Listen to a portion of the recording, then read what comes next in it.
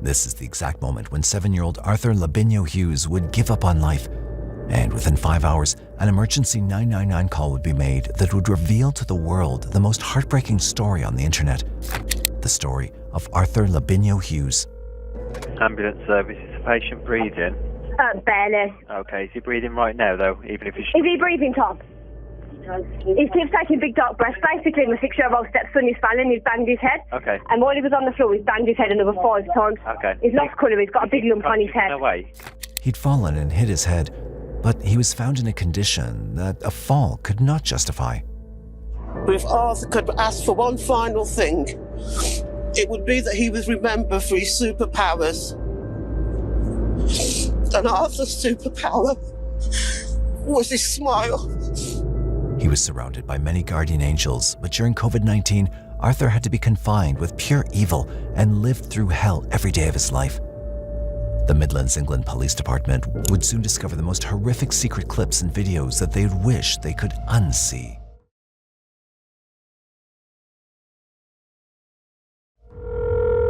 Emergency Rich Service. The call came in on June 17th, 2020. 6-year-old Arthur Labinjo Hughes had taken a fall down the stairs, and the voice on the line was frantic. Paramedics arrived to find him gasping for air, and despite every effort to save him, Arthur's life slipped away. It seemed like a tragic accident, until the doctors noticed something that would haunt them for years. There were horrific injuries that didn't match the story from the call. Arthur had died of catastrophic brain injuries. The doctors said the damage was equivalent to a car crash. Even the paramedics on the scene noted severe head trauma and multiple bruises across his body. The truth was hidden in plain sight, buried in the frantic words and background noises of the 999 call that would change everything. When the recording was played again, this time with sharper ears and deeper suspicion, the real story behind Arthur's tragic end would leave everyone shocked. What had once seemed like desperation now echoed with something far darker. Is his breathing noisy or abnormal? Is it noisy or abnormal? It's barely there, he's barely breathing, he's in and out, he's taking it hard. Okay. He's basically been treating us all up. He's threw himself on the floor, he's headbutting the floor.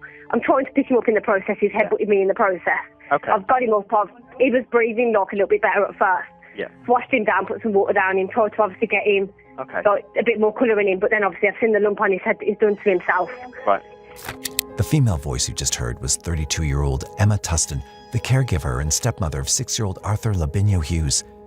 His father, 29-year-old Thomas Hughes, wasn't present when the alleged accident occurred, leaving Emma as the sole witness of Arthur's last moments. She was also the one who accompanied Arthur to the hospital, recounting how he suffered the injuries. But something didn't sit right with the doctors.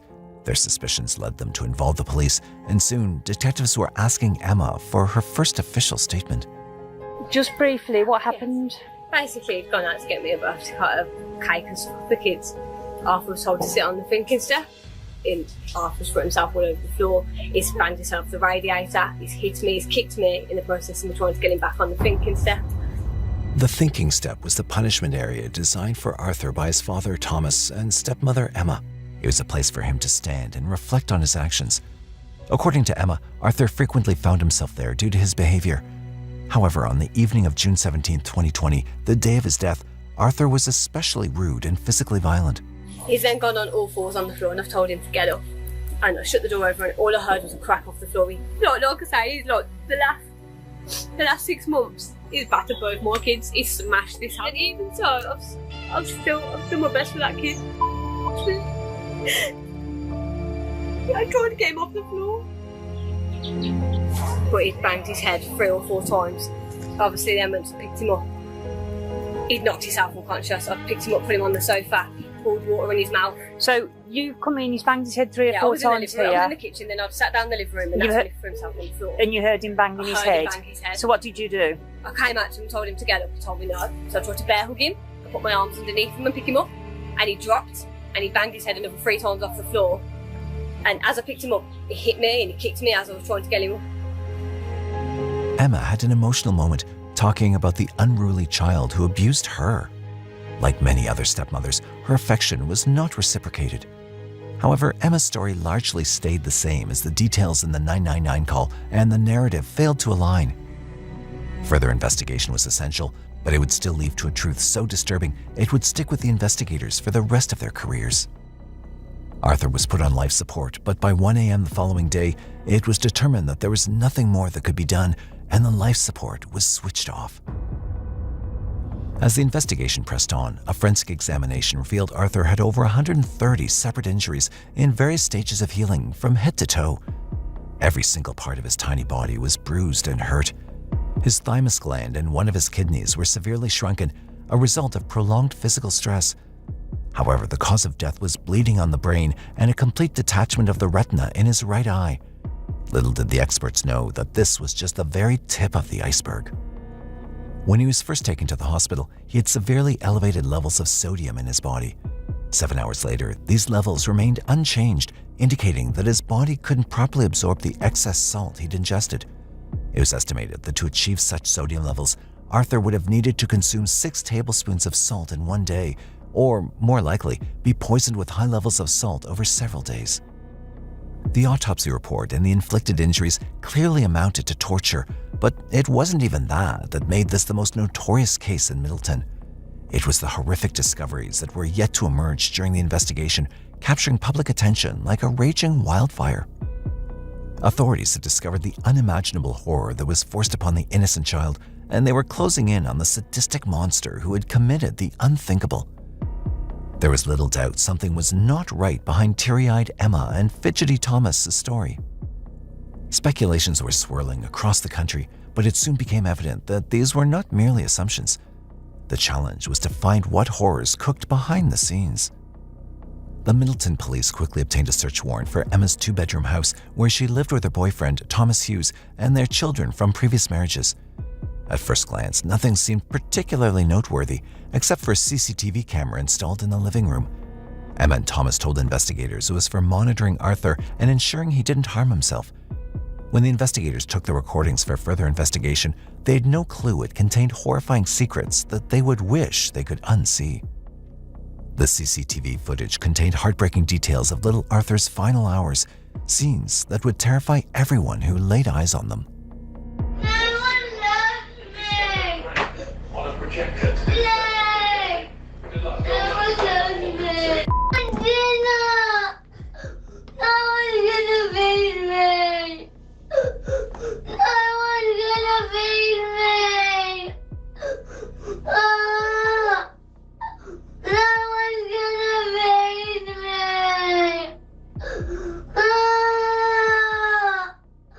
Ah! This disturbing recording was a couple of hours before Arthur had the alleged accident. Arthur begged for someone named Blake to come and rescue him. So who were these people that Arthur was counting on near his end? Blake was Arthur's uncle, brother of Thomas Hughes. Arthur could be seen frail, weak, and barely standing when he called for his family beyond Emma and Thomas. As the hours of these recordings were being investigated, detectives would reach out to Arthur's grandparents and Uncle Blake. The family was not only forthcoming, but had much to share. Arthur was born on January 4th, 2014. Just a year earlier, he was one of the happiest children one could meet. He adored superheroes and was a big fan of Birmingham City Football Club. Arthur, are you going to play for England? No, why not?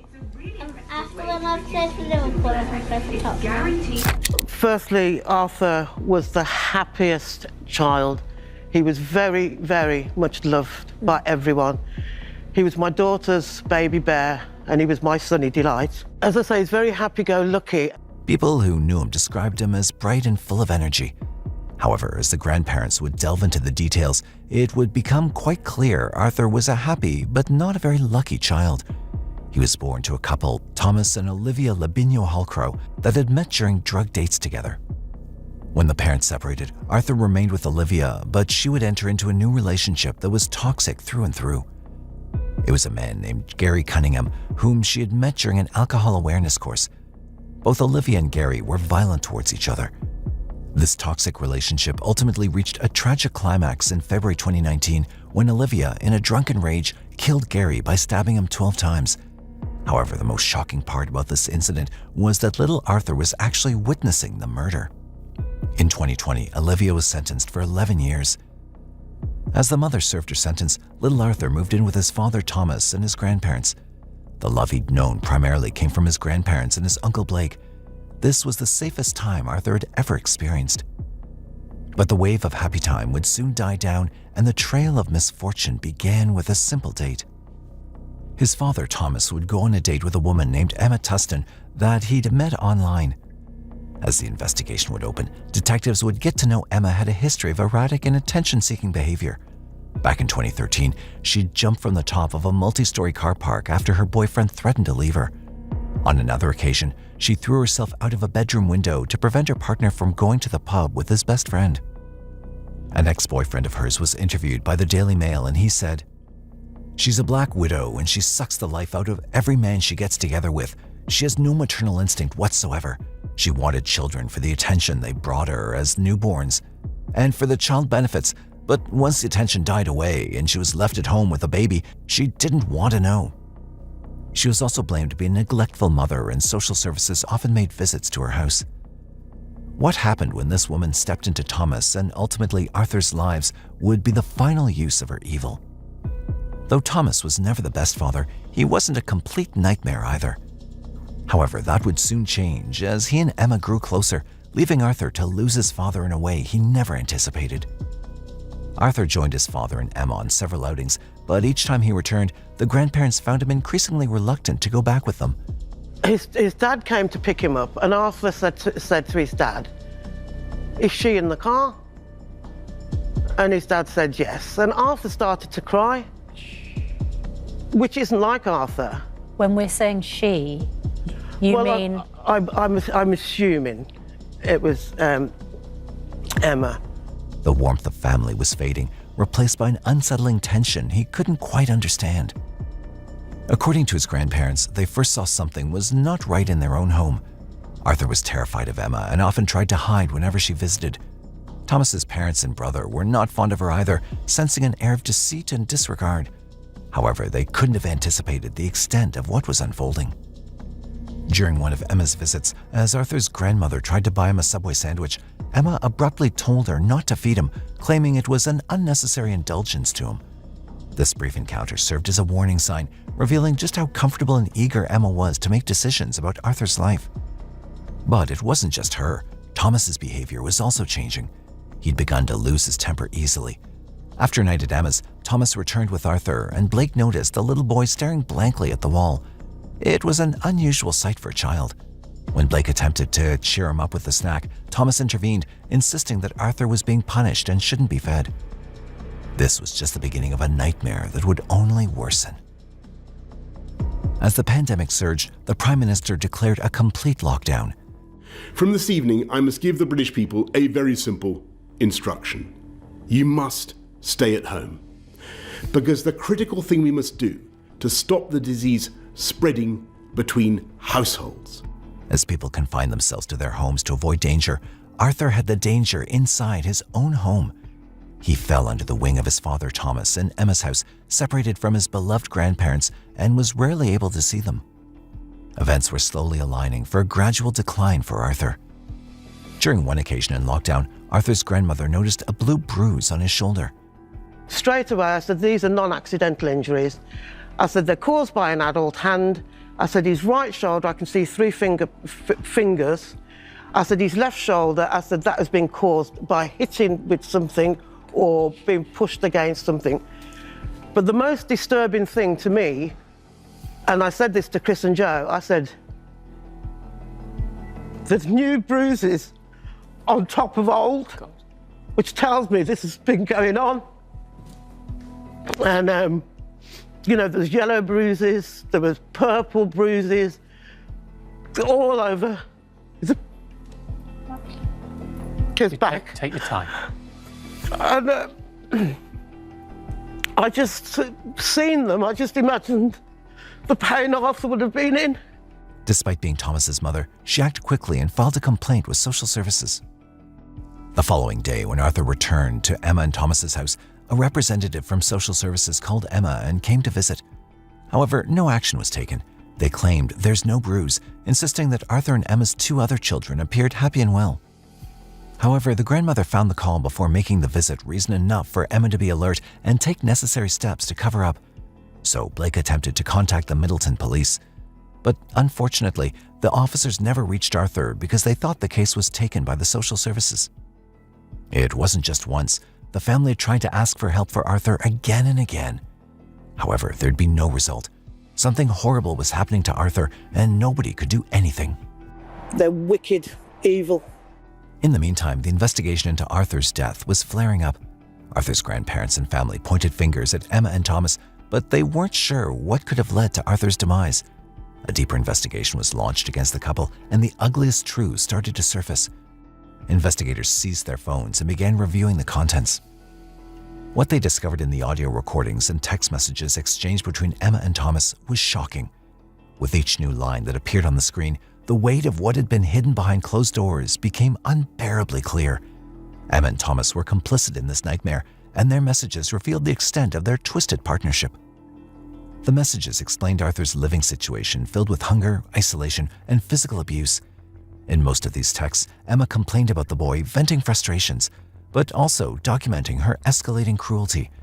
She was depriving Arthur of food and drink, forcing him to stand for hours in the hallway as a form of punishment. The little boy's cries for food and comfort were met with mockery. His desperation was called misbehavior in these messages. The messages back and forth served as a twisted form of reinforcement for both Emma and Thomas. She'd often record Arthur's distressed pleas, sending audio clips to Thomas when he wasn't at home, as if seeking approval for her harsh treatment. In response, Thomas would express his own frustration with Arthur and encourage her to be even more severe, telling her to just end him or suggesting violent measures to silence his cries. At times, the couple was just a few feet away from Arthur as they texted, their phones buzzing with cruel exchanges while the boy was left to cry himself hoarse in the hallway or suffer alone in his room. Emma expressed annoyance over Arthur's need for affection, calling it as him acting out or labeling it as spoiling him. Emma and Thomas discussed that Arthur should not be given certain foods or that he should be punished for minor infractions. The abuse wasn't limited to neglect. These messages were laden with verbal abuse and name-calling. The hatred for him in these messages was prominent from both sides. The messages provided clear evidence that the household atmosphere was one of intimidation and physical torment. Arthur had endured repeated assaults. In one of the messages, it came out that Emma and Thomas had a disagreement, leading Emma to express that she could accept Thomas, but not Arthur. Thomas responded sharply, insisting that she'd have to take both him and Arthur, or none at all. This exchange revealed the troubling dynamics of their relationship, as Emma's rejection of Arthur only increased Thomas's frustration. This tension indicated that Thomas's anger could easily escalate, leading to further mistreatment of Arthur. There were many questions, but one thing was clear. Arthur was living a miserable life, often going without food. One piece of CCTV footage that previously seemed insignificant took on a new meaning for the investigators. The footage revealed Thomas and Emma relaxing and enjoying ice cream on one of the hottest days of the year. Meanwhile, Arthur was forced to stand on the stairs, sweltering and starving, denied water while wearing a thick onesie that only added to his discomfort. Thomas sat cross-legged while Emma hunched over, indulging in McDonald's right in front of a starving Arthur who remained helpless in the hallway. The question arose, were all of Emma's children suffering in the same way? Arthur's grandparents informed the investigators that Emma's children were often left unfed for long hours, abandoned while Emma stayed in her room. However, what Arthur endured was uniquely horrific. In none of the footage did Emma's children appear to suffer the same level of abuse that Arthur did. Later, Emma's children would tell investigators that they too faced punishment if they tried to help Arthur. The disturbing details of this case seemed never-ending, as another heart-wrenching clip awaited their review. In these clips, Arthur could be seen standing and shuffling his feet. At first glance, it seemed harmless, until they realized he'd stood straight for up to 14 hours. As the harrowing details got closer, police would tighten their grip on Thomas and Emma, questioning them about Arthur and the heartbreaking details in the tapes. Piece by piece, Thomas and Emma's story of accident began to change. But it was Thomas who would come loose first and tell them the truth that was even more nightmarish than they already knew. Thomas told them that he might have gone too far in punishing Arthur. He described to the investigators that Arthur had some behavior issues because of which Emma and the family suffered. Although it was hard to understand what crime a 6-year-old could do to him to deserve a punishment, Thomas was about to tell. He'd learned about torture methods used during interrogation, methods that gave the maximum of pain without leaving scarring or bruises. So what really happened on June 17, 2020? Arthur was suffering for long, but did his body just give up? No, it was a simple and heartless truth of the case. There was in fact an even more heinous reality to the case. Thomas had gone to the supermarket with Emma's children while Arthur was left behind as usual. Starved and frail Arthur couldn't have done anything that Emma couldn't handle on her own, but she pinged to Thomas that Arthur was creating a problem when he told her to discipline him. Within a few hours, Emma decided to take things in her own hands and led Arthur to death. When Thomas returned, Arthur was already unconscious after Emma had already smashed his head against the wall several times. When Arthur didn't get up after a few failed attempts, Emma decided to call 999 with a story of how Arthur beat himself and then took a fall. Thomas shamelessly would tell the investigators it was his own fault and Emma should be let free. He told them it was him not being able to control Arthur and then being carried away and getting him killed. Emma was not to be blamed. The disturbing case shook the country from Middleton to the Parliament. The public deserve to know why, in this rare case, things went horrifyingly wrong and what more could be done to prevent such as this happening again in the future.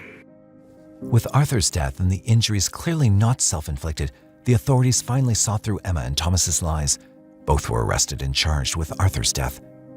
On December 3, 2021, at Emma's trial, the judge described the fatal attack as follows. The final act of killing was done by you, Tustin. You shook him so that his head was hyperextended and flexed on his neck, while simultaneously hitting it against the wall or the floor multiple times. The level of violence you used produced forces on his body equivalent to those experienced in a high-speed road traffic collision. The injuries sustained were extensive and devastating. Emma was convicted of murder and received a life sentence with a minimum term of 29 years. Thomas Hughes, who wasn't present during the fatal assault, was found guilty of manslaughter and sentenced to 21 years in prison.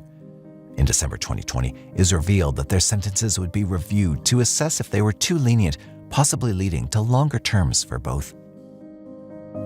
Emma had 4 children from previous relationships, though by the time she met Thomas, only the 2 youngest were still living with her. By then, Emma had already been reported to social services several times due to concerns about her children's welfare. However, she'd become skilled at manipulating these situations. Whenever social services visited, she'd resort to emotional tactics, crying and portraying herself as the victim. Each time, the authorities would leave without taking any further action. Social services had been part of the narrative all along, but their absence in action was a plot twist no one saw coming. That social services couldn't intervene, and therefore it was down to the grandmother to seek further help? Does just going to social services not trigger a multi-agency intervention? You have to go to a doctor. I don't understand. It would trigger an intervention. You can put it into the multi-agency sharing hub. It will be looked at. It triggered the actual point of a social worker going out, but it's the matter of delay and the severity of when that was seen. And I wouldn't disparage anyone doing a referral, but what I'm saying is if you have a child that you're concerned is actually being harmed, medical professionals can support you as well to speed up the process and to actually see that moment in time of those injuries. How is it the social services were involved so early in this case, yet Arthur's prolonged suffering was overlooked? What role do you think the social service played in sealing Arthur's fate? What do you think should have been done to rescue young Arthur from his merciless fate?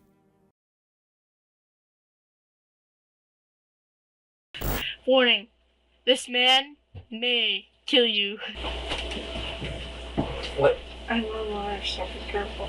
On the chilly afternoon of October 13th, 2011, a 14-year-old budding YouTuber, Cheyanne Kircher, simply vanished from her home in East Dubuque, Illinois, leaving behind nothing but a mysterious note that would make the police go around in circles.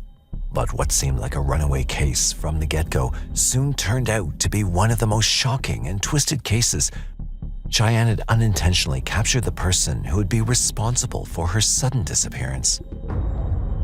When the detectives got to work, a chilling plot was uncovered. Who this mystery man was and what he did to Cheyanne left the whole community completely horrified. Is this where Cheyanne? Yes, that is where Cheyanne's at. How did she get me? By me.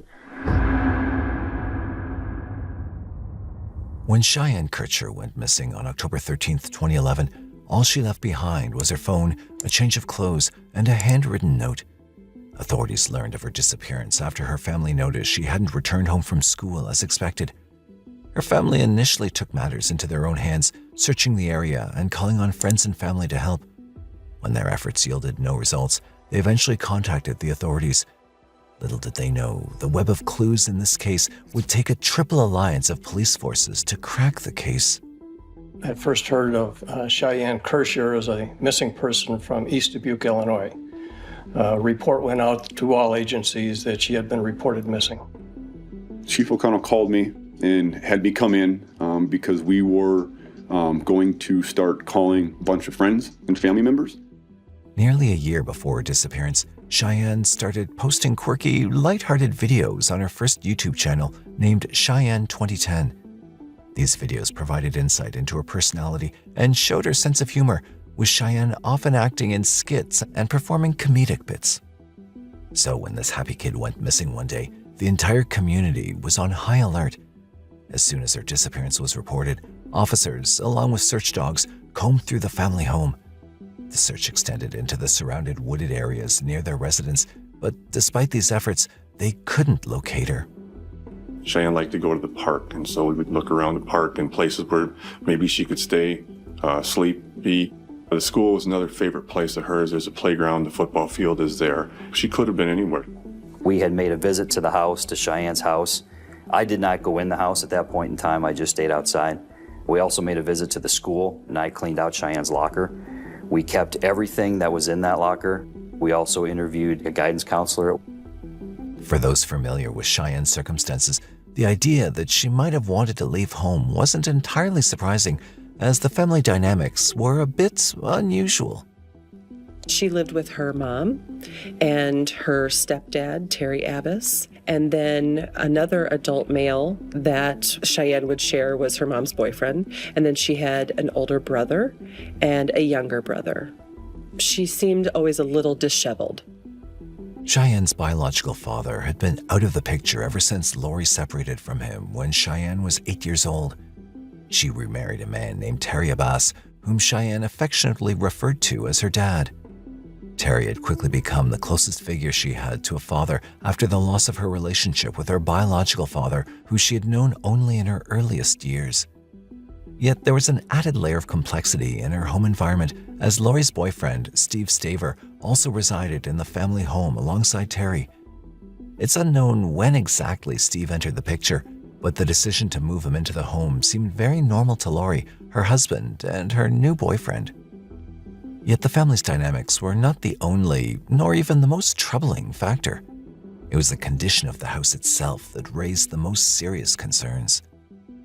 When investigators arrived at the home to speak with Cheyanne's family, they encountered what one described as an unbearable smell, unlike anything they'd experienced before.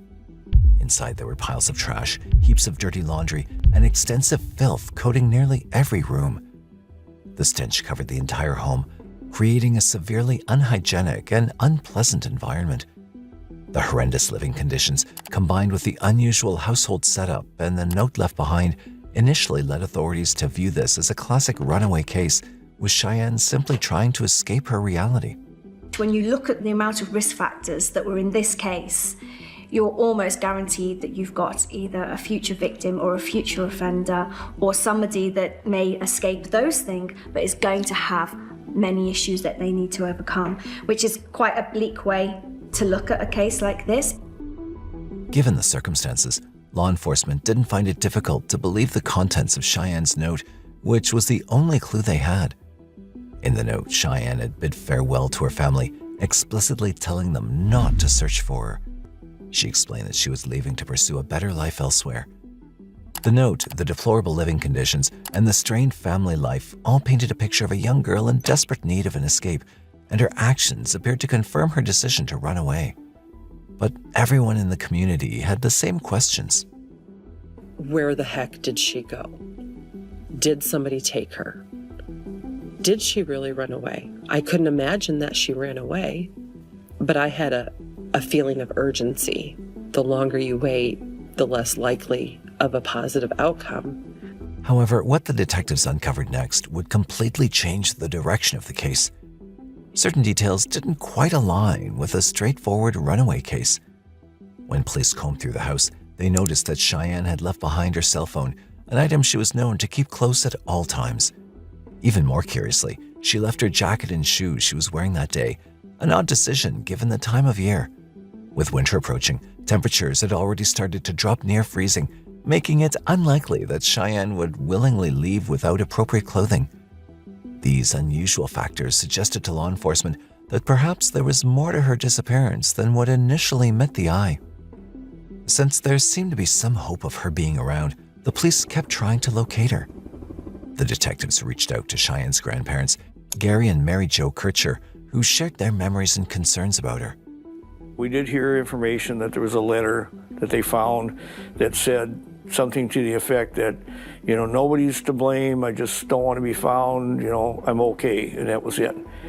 And then on the 31st, which is a few days after, my wife's birthday, she had never missed a Halloween at all and her birthday. And I told my wife, I said, something's really wrong, because even if she would have ran away, she would have got a phone and called and said, happy birthday, Grandma. And that's when I, kind of felt it was going downhill from that. Next, the detectives decided to learn about Cheyanne's school life, hoping that maybe some lead or information could help complete this complex puzzle. The one time there was a rainstorm, and a lot of kids weren't going to school because it was raining so hard. She walked from where her house is at up to the elementary school in the pouring down rain. She looked like a wet rat, they said, when she came in. The teachers took her off the side. They always have like sweatpants and sweatshirts there. Got her in some dry clothes, got her hair dry, and then put her other stuff in the dryer so when she could go home. But that's how much education meant to her.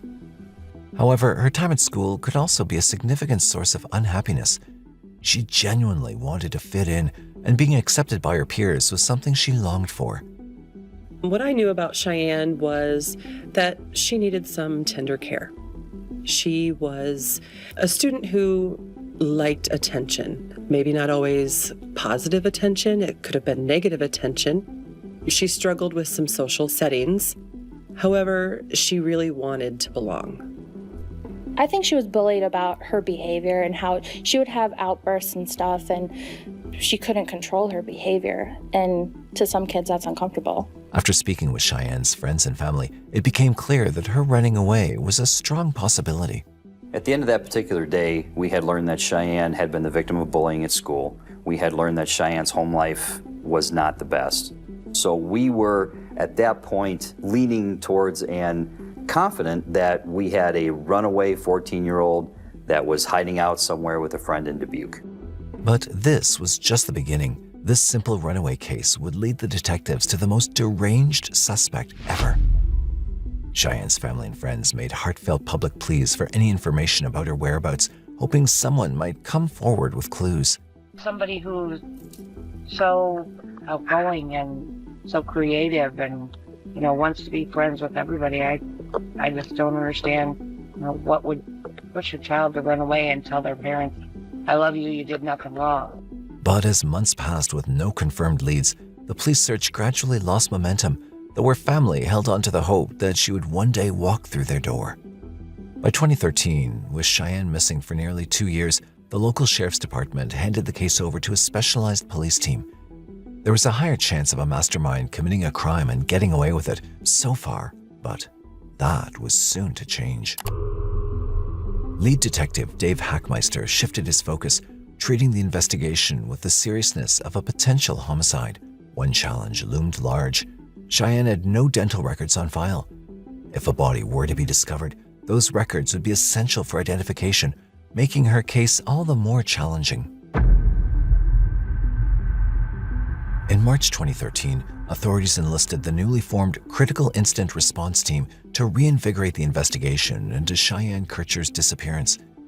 This specialized team was composed of law enforcement officials from multiple counties, as well as personnel from the FBI, all bringing new resources and perspectives to the case.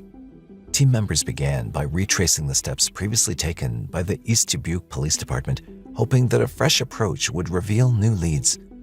Their first task was a forensic examination of Cheyanne's old damaged cell phone. It had never been analyzed because it was thought to be inoperable. But the phone had every bit of shocking information that detectives least hoped to find.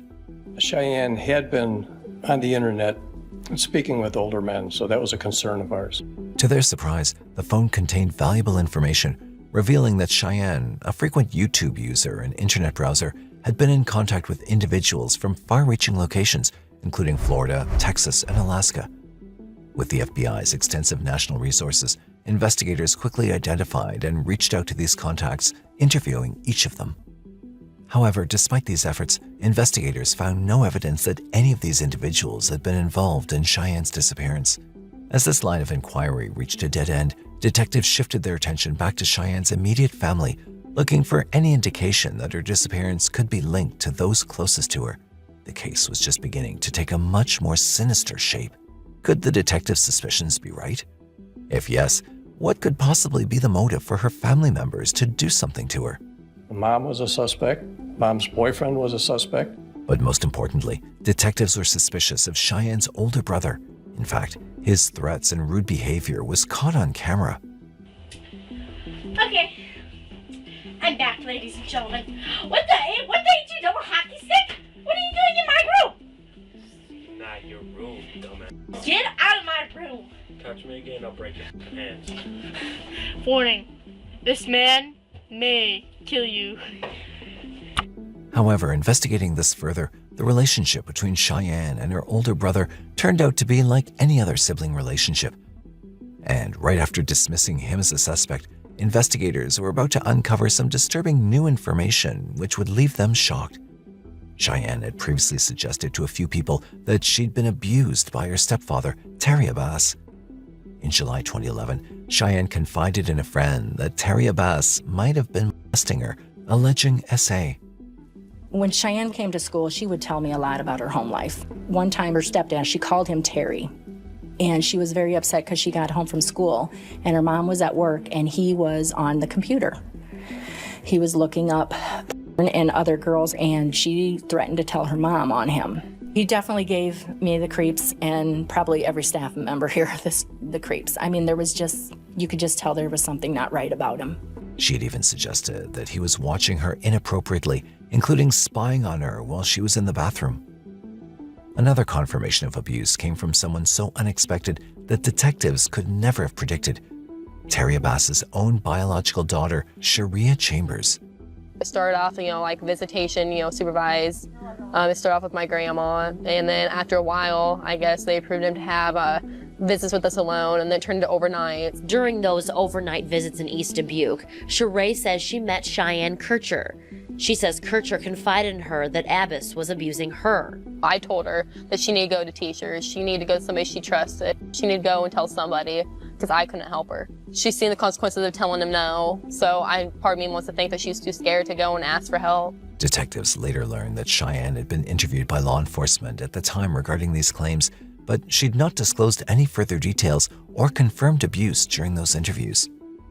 But the real clue was about to come from Cheyanne's YouTube channel. An old video that Cheyanne had streamed live would turn out to be a key element in solving her mysterious disappearance. On February 19th, 2011, things took an interesting turn when Cheyanne launched a new YouTube channel, Shy Love 2011. This channel essentially served as a continuation of her previous one, though with time, she began introducing new content that showcased her family members as featured stars. Look at Cheyanne and her poor clothes.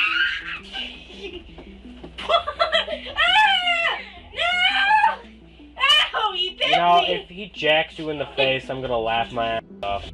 Without a dedicated filming space, Cheyanne made videos by recording in the family's shared spaces where her stepfather, Terry Abbas, would often be visible in the background. Occasionally, Cheyanne would jokingly throw comments his way, sparking playful bickering that seemed to reflect the typical hostilities between family members rather than any serious conflict. In fact, she seemed to care for the man she called Dad, often posting about him affectionately on her Facebook page. That raised eyebrows right away. Could that man have been involved in all of this? Investigators, while carefully reviewing her channel for any leads, saw little in the content that pointed to anything other than typical family dynamics. Her videos appeared lighthearted, and for a while, her YouTube account seemed like a dead end in the investigation. But little did they know, at this moment, they'd discover something very shocking, which would turn the case in a completely different direction. One video had caught their attention. It was posted to her channel on March 7th, 2011, just months before her disappearance. It began like any other video of Cheyanne's, lighthearted and humorous. But then things took an unexpected turn. When Cheyanne was streaming this video live, she unintentionally captured a glimpse of the man who had been preying on her. In the middle of filming, a man suddenly entered the room, though only his lower half appeared on camera. Cheyanne, who was normally energetic and lively, immediately changed. She quieted down, grabbed the man's arm, and whispered, "I'm on a live stream, be careful."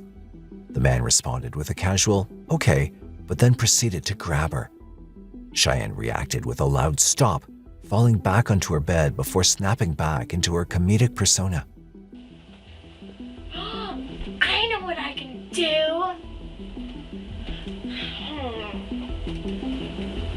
What? I don't know. I should be careful. Okay. See, stop! Did I say you were in this? No, you weren't. Get away! Help! See how abusive? No, he's not abusive. No, stop! Yes, I am. I'll pull her out. No! All right.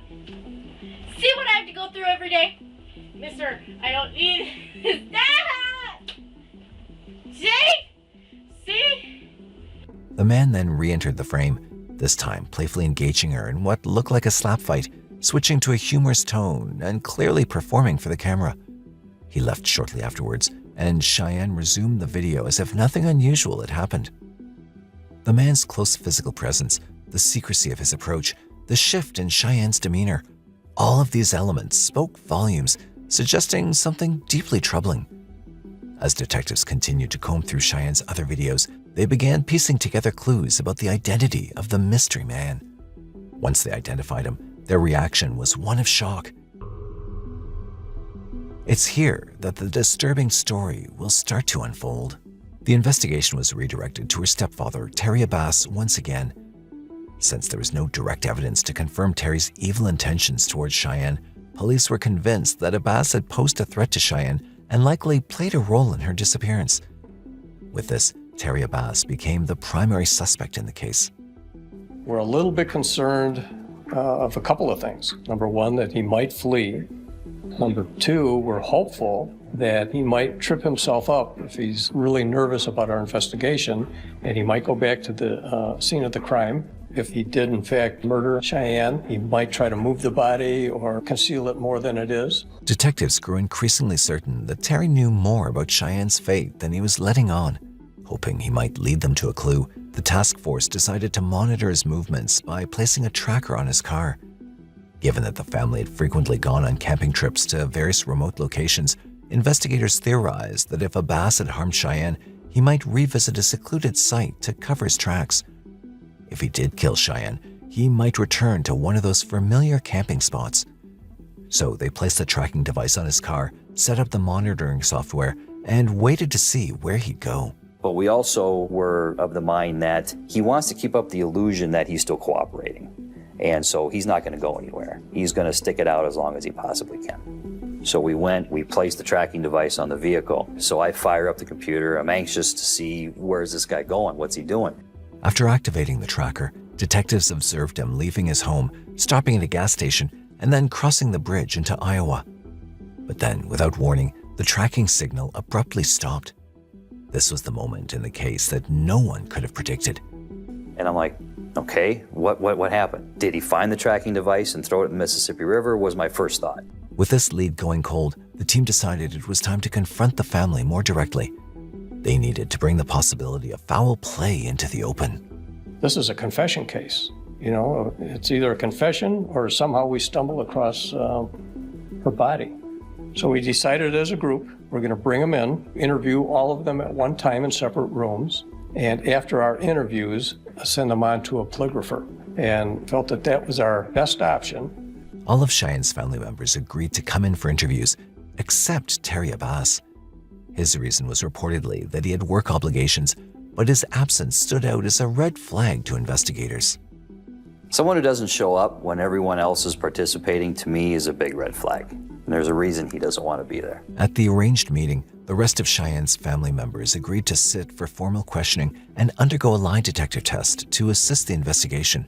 Terry Abbas, however, initially resisted, though he ultimately had no choice but to comply. When Abbas arrived, he was interviewed by a seasoned FBI agent who was part of the investigation team. So on the 18th of September, when we had scheduled the interviews, they all in fact arrived. We spoke to them briefly as a group, and then we told them exactly what was coming up. You know, we're going to separate you, we're going to interview you, we're going to find out every single detail as to what led up to her missing, and we're going to figure out why she left. And then, from that point, we're moving you on to a polygrapher. It was a decisive moment for the investigation, as detectives hoped the interviews and lie detector test results would finally provide some answers. However, the deranged motive behind the unthinkable crime that they would soon uncover would leave the police in shock. There was yet another twist in the story. When the scheduled interview time arrived, Terry Abbas was nowhere to be found. Concerned about his absence, FBI Special Agent Wayne Chakowski, who had been coordinating with Cheyenne's family, decided to track him down. Chakowski located Abbas in East Dubuque and escorted him to the police station to ensure his participation in the investigation. It was definitely intentional to let him know that we were going to have a polygrapher waiting after the interview. We want to put as much mental pressure and police presence in their mind as possible. We separated them, we interviewed them all. Mom, the boyfriend, and the brother were seemingly pretty upfront. Detectives noted that his responses lacked the specificity and sincerity they expected, and the team sensed a shift as Abbas's demeanor hinted at something he was concealing. The investigative team was counting on the polygraph test to apply enough pressure to make Abbas reveal the truth. Right from the start, beyond the simple baseline questions verifying his name and date of birth, he began failing the test. The FBI agent administering the polygraph confronted Abbas, explaining that the results clearly indicated he was not being truthful. The agent told Terry that this wasn't going well for him and that his answers didn't seem honest. We decided we're going to put Terry Abbas in the videoed interview room because he's most likely the one that would be our offender. And if he confesses, we want to have it on video. Under increased scrutiny, Abbas began to unravel. And what Abbas revealed next would solve the mystery of Cheyenne's heart-wrenching story. Oh, you got your man. Excuse me, you say that, who were you referring to? I have to ask. Hey, you got Terry Abbas. Cheyanne is not with us, she's gone. During his initial confession, he recounted a troubling story. He claimed to have taken Cheyanne up into the woods behind their home, where they spent time running around and playing. Cheyanne had wanted him to chase her through the forest, so he did, though he was clumsy, slipping and sliding as he tried to keep up. According to Abbas, he eventually slipped and, at some point, blacked out. When he regained consciousness, he discovered Cheyanne lying lifeless before him with his hand wrapped around her neck. We go back to that day when she came home from school and just kind of start from there, from the best of your memory. We were joking around. We were outside. And she wanted me to chase her. I chased her. She went up in the forest. I chased her up there for a few minutes. And I fell. Okay, you fell? Yeah, slipping, sliding. She thought it was funny. But it was just blur on, just on the way up. I guess what you say, like I just snapped. Before I knew it, I was standing over a butt. Oh.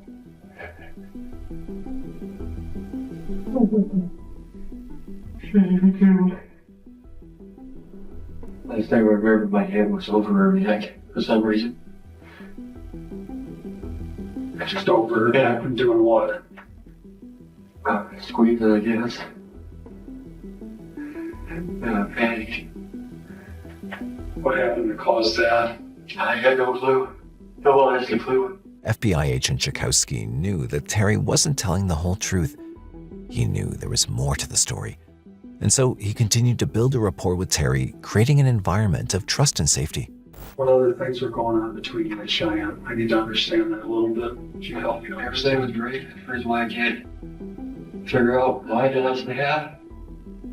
It's been all perfect. Would there have been any other injuries on her at any point that you might have hit her or struck her for any reason? No. No. How far as I could recollect. Did you ever hit her at any point in time for any reason? No. I'm not a violent person. That's what I can't understand. Falling for Agent Tchaikovsky's facade, what Terry told the FBI agent left the detective in chills. But I just knew I was going to get caught. I just want to come clean. I just want to get this one, get the healing process started on her. That's boring. That's right. I was going to hate my guns. Were you sexually involved with her at all in any way? No. I need to know that too if you were. If there's something else that might have caused some of this, so I can understand as best as I can. No. No sexual type of relationship between you? No. Ever at any point in time? Well, let me back that statement up. You ain't get the whole truth, though. I'm sure. I appreciate it. There was. I don't know how exactly it all came to be, but somehow he felt as though he could tell me his deepest, darkest secret. Get right up there. Happened up in the woods while you're chasing her? So you had intercourse with her that day before this happened? It did happen. Following the sexual act, he strangled her to death. He stated that he dug a fairly deep hole by himself after the act. He'd lured Cheyanne up there and put her into the hole after assaulting and strangling her. And what did you do right after that? Boy, got a shovel and dug a hole. I don't know why I did.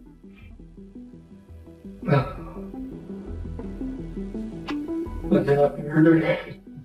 During the interview with Terry Abbas, he was asked if he'd lead the team to the gravesite where he had allegedly buried Cheyanne, and he agreed.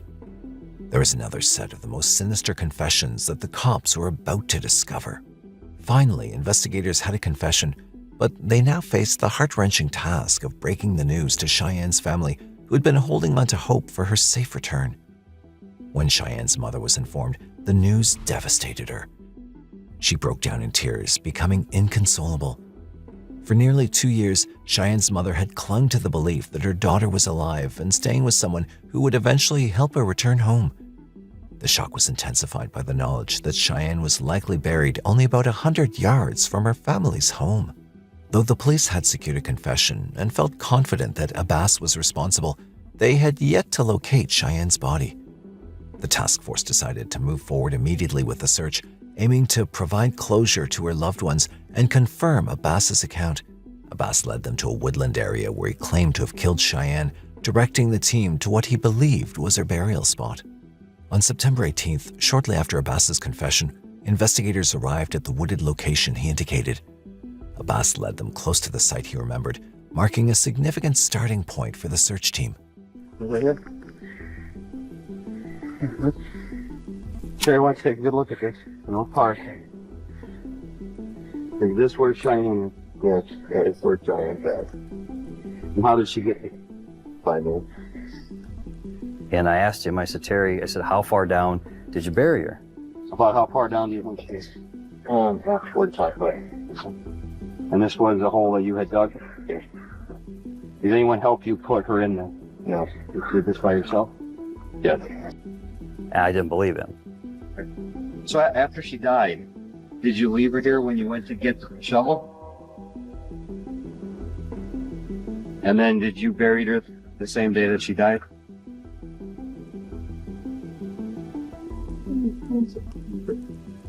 How many times have you come up to visit Cheyanne? Do you remember when that was? It's a few days.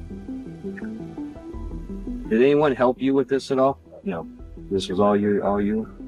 Okay. Did you tell anyone you did this? No.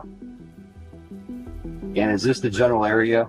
Because I remember you telling Wayne that you had some sort of sexual intercourse with her. Is this that general area? Right over there? Right behind him? Show us. Look, it's clear back now? Liz was here, and then where you buried her? Is that where you killed her? Straight back now. 4 or 5 foot from there. However, as hours passed, they found themselves digging deeper and deeper with no sign of Cheyenne's body.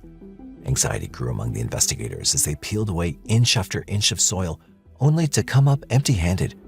Despite Abbas's guidance, they started to worry that they were either digging in the wrong area or had been misled entirely. And working up on search warrants and all that kind of stuff that we're going to need to do what we needed to do to bring her home. Me just to recover her remains and bring some closure for everyone. With the excavation, it's very meticulous. I mean, they're just taking layer by layer and all the dirt getting sifted and every little nugget is being looked at and examined. It became very frustrating, so we had a lot of people out there working around the clock to try to find her, and we're not finding anything. We're not finding it. Usually we would find something by now. This isn't adding up. As far as what his initial confession was, digging the hole the same day as the murder. We believe that we have the right location now, but we really don't know. What if he's lying about the location? We really believed he was just screwing with us. The investigators reached out to Abbas once again. Abbas, now willing to speak, was prepared to explain why Cheyenne's body had not been found at the initial search site. There's about 30 FBI agents up there. We've been digging since yesterday. And I'm going to be honest with you, I was getting a little worried because we're going down and down and down and I'm not seeing nothing. Just based on the information that our ERT team had said, usually people are not buried so deep in the ground. So was he being truthful? Was he not being truthful? What I'm having trouble with here, Terry, what I'm having a little bit of trouble with is one guy digging this hole in that time frame that you're saying. It didn't take me that very long to dig that. With that little show. You follow me? During this interview, about 30 minutes in, Abbas made a shocking confession, revealing that he'd actually dug Cheyenne's grave the day before he murdered her, not after. This was clear evidence that he'd planned the murder in advance. Now's the time, Terry. Now's the time to completely let that ghost, to let that demon out of your body. To completely let him out because he's still in there. And he's still gnawing at you because I can see it in your eyes. He's still gnawing at you. A little bit now, a little bit there, a little bit later. And that's going to get nothing but worse as the rest of your life goes by. And I've dealt with these types of things before, and I know that the hardest thing to do is to let that demon out. But once he's gone, you got your life back. You got the inside of you back. And don't live with yourself for the rest of that demon the rest of your life, because you don't deserve that. Let that demon out. Let him out now and tell us exactly how that went down. And you will feel better. And that demon won't be gnawing at your heart now.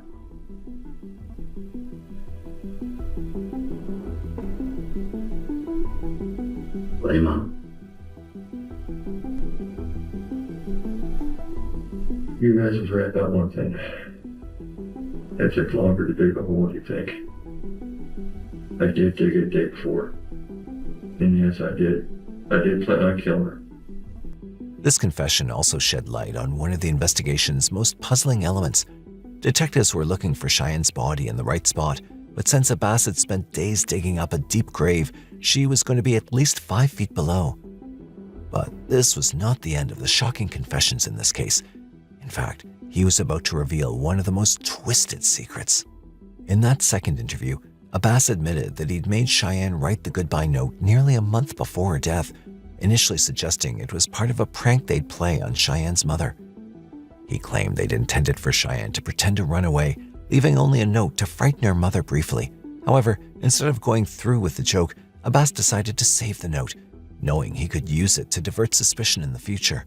For Abbas, this prank note became the perfect cover to explain her disappearance, giving him a twisted alibi that would make it seem as though Cheyanne had simply run away. I think what happened is that you went to Cheyanne and said, hey, let's put practical joke on your mom. And then let's write this note. And that you held on to this note. And then now you're formulating a plan. When this all went bad and she ended up dead, he remembered he had that note, that would come in handy for a time like this. It was done like at least 30 days prior. When I was getting ready to dig the hole, until later on it just snapped in my head saying, hey, this would be a perfect good time to use the note. With this new perspective, detectives began piecing together the true motive. They believed that Abbas had been sexually abusing Cheyanne for years, and as she grew older, feared she might reveal what he'd done. In July, Cheyanne had reportedly confided in a friend, hinting at the abuse, and detectives suspected that she may have even threatened to tell others. Abbas, realizing the increased risk of exposure, knew he had to silence her to protect himself. In this chilling turn of events, investigators now understood that he'd meticulously planned her murder to permanently eliminate this threat. Armed with Abbas's new confession, the forensics team returned to the search area and finally began to uncover evidence of Cheyanne's remains. While carefully excavating, one of the FBI evidence technicians found a small bracelet, one that Cheyanne had worn regularly. Known as a friendship bracelet, the black and white band had a unique symbolic meaning for her. She believed it kept her demons away. Investigators recognized this bracelet from photos and knew upon its discovery that they were finally in the right place. The very next day, detectives were able to fully recover Cheyanne's remains. The officials tell us this morning remains have been found behind the house, and they believe it is the remains of that 14-year-old missing East Dubuque teen, Cheyanne Kircher. With Abbas's confession and mounting evidence, the team had everything necessary to prosecute him for Cheyanne's murder. Abbas was formally charged with murder, to which he confessed and pleaded guilty.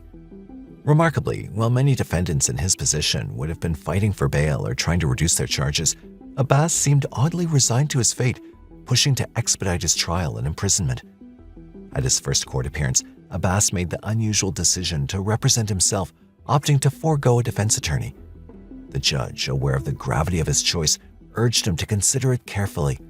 However, Abbas remained firm in his decision. The trial itself was swift, given his confession and guilty plea.